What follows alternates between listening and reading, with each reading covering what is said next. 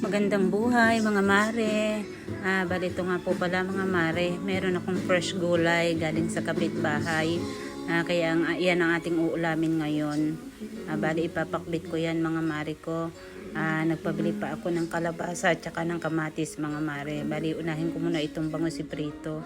At dahil matalsik mga mare ko, kaya naisipan kong ikot muna sa harina ang ating bangus para nang sa ganun mga mare ay hindi siya magtalsik-talsik.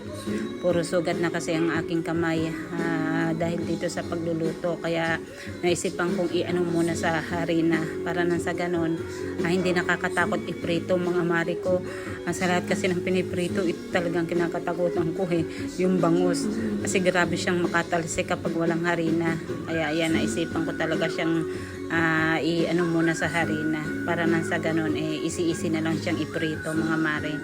Bali ito munang uunahin natin gawa ng wala pa yung pinabili kong kamatis at ang ating kalabasa. Bali unahin ko na itong iprito. At syempre mga mare, dahil tapos na tayo magprito, umpisahan na natin igisa ang ating gulay. Bali simpleng pakpit mga mare ko. Sarap nito talaga kasi fresh yung ating gulay, bagong pitas. Binigay ng kapitbahay namin. Kaya thank you po sa nagbigay. Hindi man pinababayaran pero gusto ko nga din sana kahit papano suklian ko yung ibinibigay nila sa amin. Kaya ayan, binigyan ko na lang po ng konting mantika para may pamprito sila. Bali yan nga mga mare ko, naggisa na ako ng bawang dyan mga mare. Bali pa kasi mga mare, pag nagigisa ako, yung bawang ang inuuna ko talaga. Sinunod ko na yung ating sibuyas at saka yung luya. Bali hindi talaga ako naglalagay ng luya mga mare sa pakbet. Naisipan ko lang mare na lagyan kasi nung nasa Isabela pa ako mga mare, parang natikman ko yung luto ng isa sa kapitbahay namin doon nung binigyan ako may luya talaga siya mga mare, kaya itinaray ko rin naman. Sarap din naman siya mga mare. Kaya yan ginisa-gisa ko lang din talaga mga mare ko. At nang sa ganun mga mare, bago natin ilagay ang ating kalabasa okay na ang ating mga sangkap.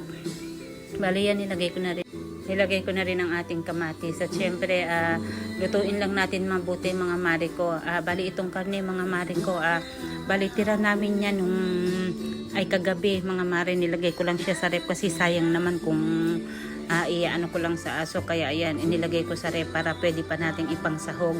Sakto naman may gulay tayo. Napakinabangan pa natin mga mare ko ang ating natirang ulam kagabi. Kaya ayan mga mare ko, nilagyan ko na ng ating bagoong. Yung bagoong na nasa bote, yung boneless Pangasinan. Kaya ayan mga mare, gisa-gisa ko lang talaga siya ng konti para maluto yung ating bagoong bago natin ilagay ang ating kalabasa mga mare ko. Ayan, dahil okay na mga mare, pwede na natin ilagay ang ating kalabasa dyan. At syempre, yan muna ang ating inuna. Yan kasi yung medyo matagal maluto. At yan nga mga mare ko, dahil okay na ng konti yung ating kalabasa, inilagay ko na rin ang ating mga ibang sangkap sa ating pakbit mga mare. Bali yan, halo-haloin ko lang mga mare para hindi dumikit sa ating kasirola ang ating mga gulay. Bali yan mga mare ko, anuhin lang natin mabuti, lutuin lang natin mabuti. At yan mga mare ko, dahil medyo luto na ang ating gulay, inilagay ko na rin ang ating alokbate na nakuha ko dyan sa aming hardin.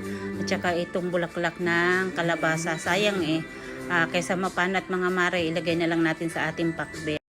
At syempre, dahil luto na ang ating pakbet at pritong bangus, kain na tayo.